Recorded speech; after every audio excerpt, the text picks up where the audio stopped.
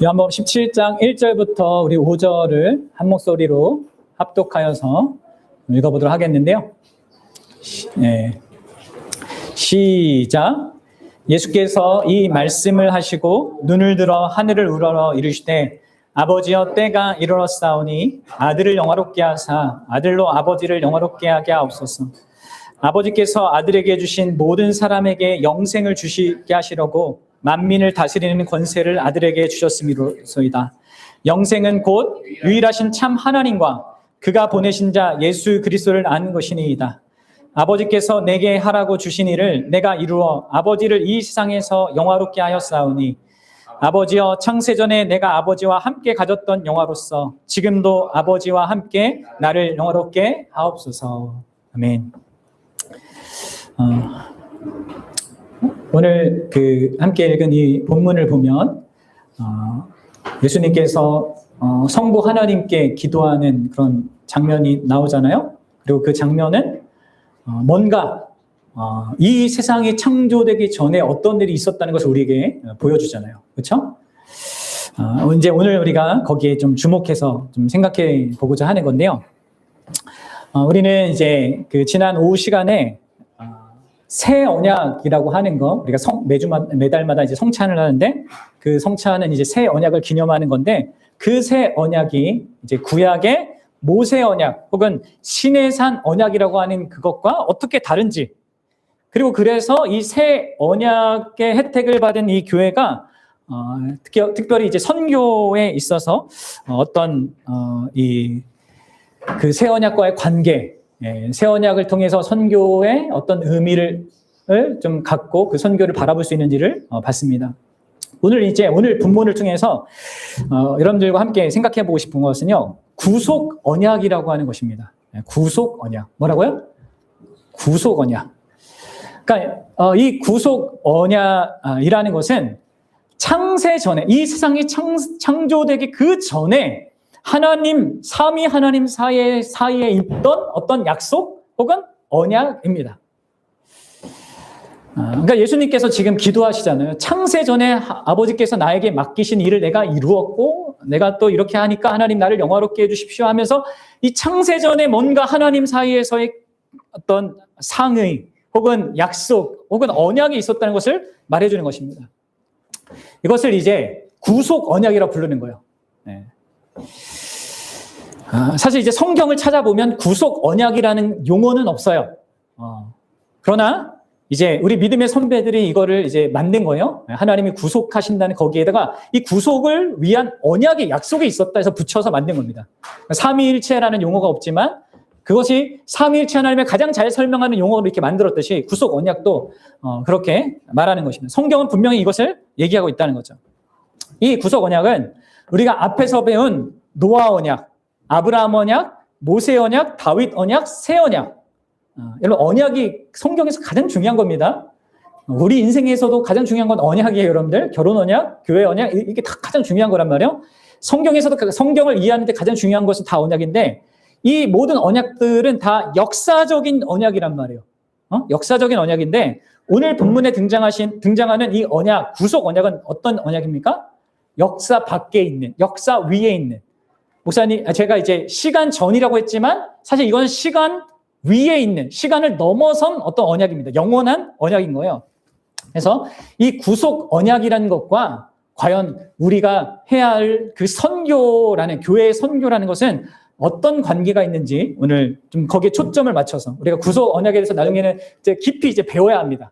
그것이 어떻게 선교라고 하는 측면과 연관이 있는지를 좀 배우도록 함께 생각해 보도록 하겠습니다. 자, 다시 한번요. 구속 언약은 무슨 언약이라고요? 언제 만들어진?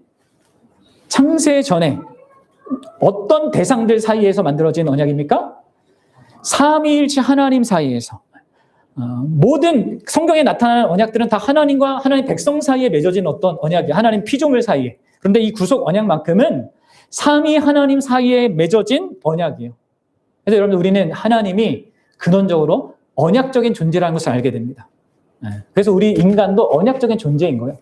서로 언약을 하며 살아가게 되는 거죠. 자, 따라서 여러분들 우리가 지난 시간에 배웠던 그 새 언약은 결국은 근원적으로 구속 언약의 그 목적과 계획이 시간과 역사 속에서 궁극적으로 실현되고 성도들에게 적용되는 언약인 것입니다. 그렇게 연결되어 있는 거예요. 구속 언약과 이 새 언약, 그리고 그것이 나에게 적용되는 이것이 다 연결되는 것입니다. 그래서 구속 언약은 마치 이렇게 비유할 수 있습니다. 영원한 어떤 집을 짓기 위한 설계도가 이제 구속 언약이라면 이 새 언약은 그 설계도에 따라서 지어진 완성된 집과 같은 겁니다. 그리고 그 앞에 있는 노아 언약 이런 모든 언약들은 다 그게 세워지는 과정이고, 새 언약은 완성된 집이고 구속 언약은 뭐라고요? 설계도. 여러분들 이 구속 언약의 중요성을 좀 잘 기억하셔야 돼요. 이 구속 언약이 없었더라면 택함 받은 자라는 것도 없습니다. 이 구속 언약이 없었더라면 성자의 성육신도 없었고요. 또 우리 거듭나가 십자가를 통해서 배웠지만 이 십자가의 이 사건도 없었습니다. 이 구속 언약이 없었다면. 이 구속 언약이 없었다면 부활도 없었고요. 또한 이 구속 언약이 없었다면 미래에 우리에게 주어질 그 영원한 나라에 대한 약속도 없었습니다.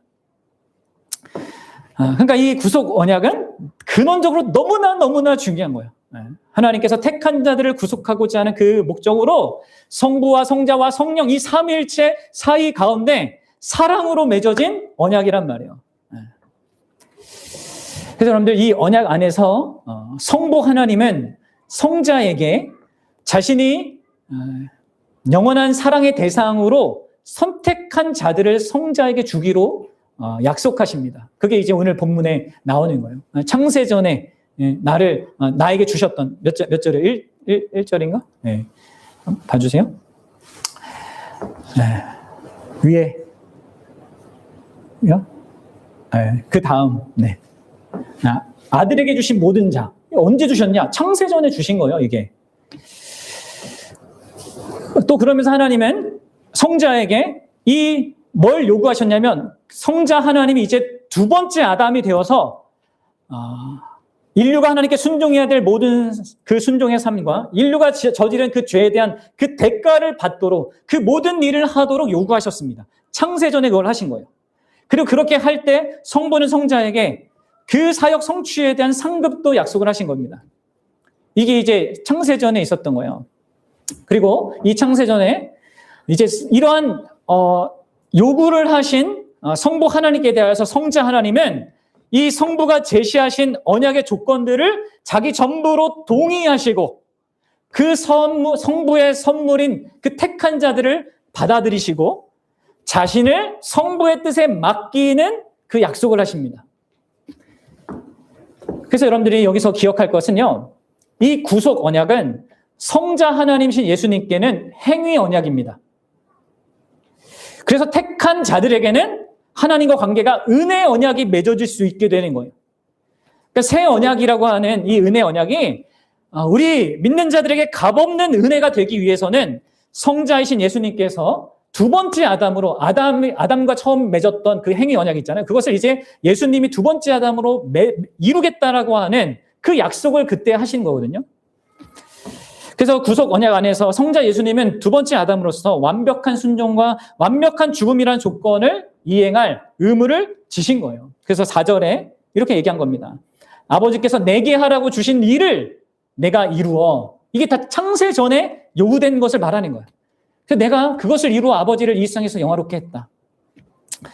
그리고 예수님은 실질적으로 이렇게 앞으로 이제 십자가 지실 것을 염두에 두고 하는 이 기도 속에서 내가 그걸 이룰 겁니다. 그 이룬 거나 마찬가지입니다. 왜냐하면 그렇게 할 거니까. 그렇게 함으로 말미암아 이 택한 자들의 영생과 구원이란 그 보상을 획득하신 것입니다. 그래서 예수님과 새 언약 관계에 들어온 모든 자들은 그래서 아무런 공로를 필요치 않고 절대적인 은혜의 관계, 우리의 어떠함에 근거한 것이 아니라 하나님의 값없는 그 사랑, 그 호의, 자비로 인해서 맺어지는 그 관계를 누릴 수 있게 되는 거예요. 이게 다 구속 언약으로부터 이게 흘러나오는 겁니다. 자, 그리고 이제 성령 하나님은 어떻게 약속하시냐. 곧 성자 하나님이 2000년 전에 이러한 이 택함 받은 자들을 위해서 필요한 모든 구원의 일을 해 놓으신 그것을 성령 하나님은 각 시대, 온 시대, 그때까지만이 아니라 앞으로 있을 모든 시대, 그리고 그 전에 존재했던 모든 사람들에게 그 2000년 전에 이루어졌던 그 구속의 그 실질적인 역사를 적용하기로 성령 하나님은 약속을 또 하셔요. 그래서 여러분들 요한복음 16장 13절 14절에서 예수님이 이렇게 성령에 대해서 얘기하는 거예요. 보세요. 그러나 진리의 성령이 오시면 그가 너희를 모든 진리 가운데로 인도하시리니 그가 스스로 말하지 않고 오직 들은 것을 말하며 장래일을 너에게 알리시리라. 그가 내 영광을 나타내리니 내 것을 가지고 너희에게 알리시겠다. 그러니까 성령의 역할은 창세전에 이렇게 계획된 거예요. 하나님 사이에서. 내가 성령이 이 땅에 오시면 예수 그리스도 성자 하나님의 영광을 나타내고 성자 하나님이 하신 것들, 내 것, 그것을 알려주고 그것을 누리게 해주겠다. 이게 이제 성령 하나님의 역할이 창세전에 약속된 것입니다. 그럼 이런 구속 언약은 영원 전 그 시점에서 이루어진 거예요. 그러면 여러분들 잘 아셔야 돼요. 그래서 앞에 얘기했다시피 아담에게 주어진 그 첫 번째 약속 기억하세요? 사단의 머리를 박살내고 다시 내가 그 타락한 걸 회복하겠다라고 하는 창세기 3장 15절의 약속, 그리고 이후에 노아에게 주신 무지개 약속, 아브라함에게 하신 그 약속, 이스라엘에게 시내산에서 하신 그 약속, 그리고 다윗에게 하신 그 약속, 그리고 그 모든 언약을 완성하는 의미를 갖는 이 새 언약의 배후에는 바로 이 구속 언약이 있는 것입니다. 그리고 이 삼위 하나님이 그 영혼 속에서 계획하신 그 구속 언약은 모든 구속의 역사의 기초이자 이 역사를 이끌어가는 목적이기도 합니다. 그리고 이 구속 언약의 실체를 우리에게 가장 명확하게 보여주는 성경이 바로 뭐냐면 우리가 함께 읽은 이 요한복음이에요. 이 요한복음 안에는 이 하나님께서 창세전에 성부와 성자 성령 사이에서 이렇게 먼저 상의하시고 사랑으로 상의하시고 계획하신 것이 너무나 잘 들어있습니다. 그 한 부분이 이제 요한복음 6장 37절부터 40절인데 여기 한번 봅시다. 같이 읽어봅시다. 네. 여러분 이거를 그냥 맹숭맹수 읽지 말고 진짜 창세 전에 삼위 하나님 사이에서 영원한 사랑의 관계 속에서 서로 약속하신 것 속에서 이러한 일이 있는 것을 보면서 좀 이렇게 상상을 하면서 거룩한 상상을 하면서 한번 읽어보십시오. 시작. 아버지께서 내게 주신 자는 다 내게로 올 것이요 내게 오는 자는 내가 결코 내쫓지 아니하리라. 내가 하늘에서 내려온 것은 내 뜻을 행하려 함이 아니요 나를 보내신 이의 뜻을 행하려 함이니라. 나를 보내신 이의 뜻은 내게 주신 자 중에 내가 하나도 잃어버리지 아니하고 마지막 날에 다시 살리는 이것이라. 내 아버지의 뜻은 아들을 보고 믿는 자마다 영생을 얻는 이것이니 마지막 날에 내가 이를 다시 살리리라 하시니라. 아멘. 여러분들 이 놀라운 이 계시를 이 삼위 하나님 사이에 있었던 이 놀라운 계시의 이 하나님에 대한 이 내용을 우리에게 말해주는 거예요. 예수님께서. 예수님이 이 땅에 오신 그것이 궁극적으로 아버지를 사랑하셔서 아버지의 뜻을 이루기 위해서 오신 거예요. 그래서 제가 거듭나가 십자가 때도 얘기했지만 그 그리스도의 십자가의 사랑은 우리를 향한 사랑 이전에 사실 근원적으로 하나님 아버지를 향한 예수님의 사랑의 가장 결정적인 증거였단 말이에요.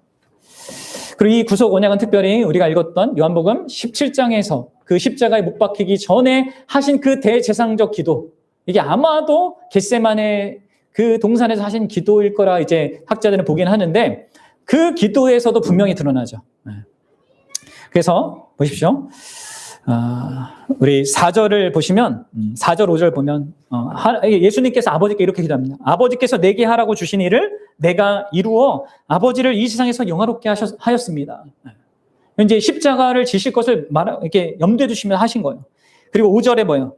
아버지여 창세 전에 내가 아버지와 함께 가졌던 영화로서 지금도 아버지와 함께 나를 영화롭게 하옵소서. 그러니까 창세 전에 어떤 계획 속에서 이 모든 일이 있다는 것을 지금 말해주고 있는 겁니다. 이게 바로 뭐라고요? 구속 언약입니다. 그리고 예수님은 드디어 십자가에서 이렇게 고백하십니다. 요한복음 19장 30절인데 한번 보세요. 같이 읽어봅시다. 시작. 예수께서 신 포도주를 받으신 후에 이르시되 다 이루었다 하시고 머리를 숙이니 영혼이 떠나가시니라. 여러분들 예수님이 십자가에서 그 지옥의 고통을 다 감당하시고 견디신 다음에 하신 말씀이 뭐예요? 다 이루었다입니다. 여러분들 무엇이 다 이루어진 겁니까? 무엇이 다 이루어진 거예요? 앞에 있었던 그 언약들을 다 포함하지만 근원적으로는 영원전부터 성부와 성령과 함께 맺으신 그 구속 언약의 그 과업을 그분께서 다 성취하셨다는 것을 의미하는 것입니다. 결국 그분의 그 십자가 보혈을 통하여서 그 구속 언약이 진짜 완성되었기 때문에 이 역사 가운데 새 언약이 공식적으로 출범하게 되는 것입니다. 정리하자면 이 구속 언약이 우리의 구원의 원천이라면 새 언약은 구원의 역사의 정점이라고 할 수 있는 거예요. 이 십자가가 이렇게 드러내는 이 새 언약. 이러한 사실을 사도 바울은 에베소서에서 이렇게 묘사를 합니다. 우리 한번 읽어볼게요. 에베소서 1장 3절부터 6절입니다. 사도 바울은 이 구속 언약 이런 식으로 표현하는 거죠. 구속 언약이란 말은 없지만 그 개념이 담겨 있는 거 읽어봅시다. 시작. 찬송하리로다 하나님 곧 우리 주 예수 그리스도의 아버지께서 그리스도 안에서 하늘에 속한 모든 신령한 복을 우리에게 주시되 곧 창세전 그리스도 안에서 우리를 택하사 우리로 사랑 안에서 그 앞에 거룩하고 흠이 없게 하시려고 그 기쁘신 뜻대로 우리를 예정하사 예수 그리스도로 말미암아 자기의 아들들이 되게 하셨으니 이는 그가 사랑하는 자 안에서 우리에게 거저 주시는 바 그의 은혜의 영광을 찬송하게 하려는 것이니라. 아멘. 그렇습니다. 이처럼 신자는 창세전에 그리스도 예수 안에서 선택되었고 그리스도로 말미암아 하나님의 아들로 예정되었습니다. 그래서 그의 은혜의 영광을 찬양하는 그 예배하는 자들이 되게 하십니다. 그게 내가 지금 하나님을 예배하는 그 현실에 있다면 그게 뭡니까 여러분들? 그거는 하나님의 영원한 그 구속 언약이 내 인생 가운데 사실 이루어진 겁니다. 이게 여러분들 구속 언약이에요. 그래서 여러분 이 구속 언약을 올바르게 알면 우리에게 큰 진짜 유익이 있습니다. 먼저는 이 구속 언약은 우리에게 믿는 신자에게 참된 위로와 확신 그리고 겸손함을 가져다 줘요.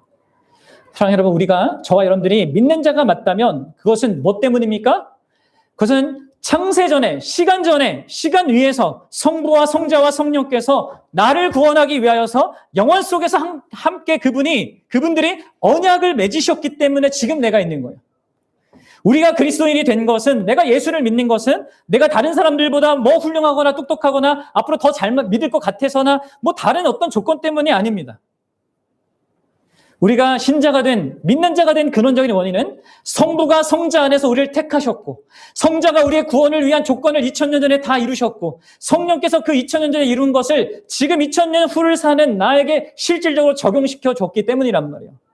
그래서 우리의 구원은 확고한 것입니다. 무엇에 근거한 것이 아니라 삼위일체 하나님의 계획과 성취에 근거하기 때문에 우리의 구원은 든든한 것이고 그리고 그런 구원을 받은 사람은 당연히 겸손할 수밖에 없는 거죠. 우리의 무엇에 근거한 구원도 아니고 우리가 하나님과 관계도 아니고 그런 믿음도 아니기 때문에 이것을 아는 사람은 겸손한 자로 설 수밖에 없는 거예요. 더불어 이 구속 언약은 무엇보다도 우리가 믿는 하나님이 참으로 사랑의 하나님이라는 것을 확증하여 보여주는 거예요. 성부와 성자와 성령 사이에 완벽한 사랑의 조화가 있고 서로에 대한 삼위의 약속들과 헌신들, 이것은 그 삼위 하나님께서 서로를 향한 큰 사랑으로 계신 분이라는 것을 우리에게 보여줍니다.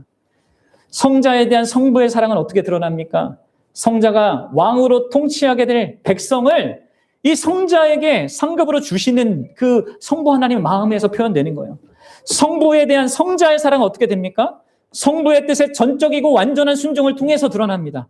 심지어 최고의 값비싼 그 대가, 십자가라는 그 대가를 치르면서도 그렇게까지 하시는 그걸 통해서 드러나는 거죠. 성부와 성자에 대한 성령의 사랑은 어떻게 드러납니까? 바로 성령께서 그 모든 계획하시고 구속 이루신 그것을 자신이 친히 완성하는 데서 또 표현되는 거예요. 다 그렇게 사랑으로 이 모든 일을 성부, 성자, 성령이 다 하시는 것입니다. 그러면 성령에 대한 성부와 성자의 사랑은 또 어떻게 드러납니까? 교회, 이 하나님께서 영원전에 계획하신 그 택한 백성에게 이 성령을 부어주시는 것으로 또 표현되는 거예요. 그리고 게다가 더욱 더 놀라운 것은 더 우리를 정말 감격하게 하고 감사하게 하는 것은 결국 이러한 것을 통하여서 궁극적으로 구원받은 자들이 어떻게 되는가? 바로 이 삼위 하나님의 이 사랑의 관계 안으로 들어가 그 사랑을 함께 주고받는 그 자들로서 함께 있게 된다는 것이죠. 그러니까 하나님이 사랑이고 하나님이 우리에게 행하신 그 모든 구원의 결국도 우리에게 참된 사랑을 경험하게 하는 그런 분으로서 하나님이 진짜 참 사랑이다라는 것을 알게 하게 하는 것. 이게 여러분들 구속 언약이에요. 그래서 이제 결론적으로 이 구속 언약이 그럼 우리 교회의 선교에 갖는 함의가 무엇입니까? 이것을 이제 생각해 보겠는데요. 적용적으로 우리가 세 가지만 이렇게 생각해 보도록 하겠습니다. 먼저는 이 구속 언약은 결국 선교의 주체가, 선교의 주어가 인간이 아니라 하나님이심을 가장 명명백백하게 확증하는 겁니다. 선교는 복음을 전도하는 이 전도는 교회가 하는 게 아니라 교회의 프로젝트가 아닙니다. 이것은 삼위 하나님이 이루시는 구속 계획에 그리고 그 성취에 교회가 동참하는 거라는 거예요. 그럼 성경 전체는 성부께서 성자를 보내시고 성부와 성자가 성령을 보내시고 마침내 삼위일체 이 하나님께서 제자들을 세상으로 보내시는 이 일을 다룬단 말이에요. 그 일의 중심은 하나님이시란 말이에요. 특히 이제 교회의 머리 되신 그리스도께서 너희는 가서 세상 모든 민족으로 제자를 삼아 아버지와 아들과 성령의 이름으로 세례를 베풀고 내가 너에게 분부한 모든 것을 가르쳐 지키게 하라 하는 그 명령을 행하시며 내가 세상 끝날까지 함께 할 거다라고 약속하시면서 그 일의 주체가 되는 것을 보여주는 겁니다. 이 구속 언약은 선교의 주체는 인간이 아니라 교회가 아니라 삼위일체 하나님이고 특별히 그 가운데 교회의 머리 되신 그리스도다라는 것을 명확하게 우리에게 보여줍니다. 그리고 두 번째로 여러분들 이 선교의 이 구속 언약이 말해주는 것은요. 선교의 본질은 완성된 구원의 선포에 있습니다. 완성된 구원의 선포. 교회는 선교를 통해 구원을 성취하는 것이 아닙니다. 이미 새 언약을 통해 완성된 그 구원을 선포하는 것이 교회의 사명이라는 거예요. 구원에 필요한 모든 사역은 구속 언약 안에 계획되었고 새 언약을 통해 이미 완성되었습니다. 따라서 선교는 우리가 세상을 변화시켜 하나님의 나라를 건설하는 일이거나 그게 아닙니다. 그게 아니고 또 사람들을 설득해서 구원을 성사시키는 그런 일도 아닙니다. 교회의 선교는 교회가 하나님의 대사 공동체로서 왕이신 그리스도께서 이미 성취하신 그 승리와 용서의 그 객관적인 사실, 그 십자가 그 복음을 세상에 선포하는 거란 말이에요. 복음은 우리 인간이 뭘 해야 된다는 지침이나 명령이 아니에요. 도덕 교훈이 아닙니다. 그리스도께서 우리를 위해서 하신 그 일에 대한 기쁜 소식, 그 선포인 것입니다. 그래서 복음을 전하는 것이 선교의 본질이라는 것이 더욱더 이 구속 언약을 통해서 우리가 확인하게 되는 거예요. 그러면 어떻게 되는 거예요? 그 복음을 통해 성령께서 역사하셔서 그 복음을 듣는 자 가운데 생명의 역사를 일으키는 거예요.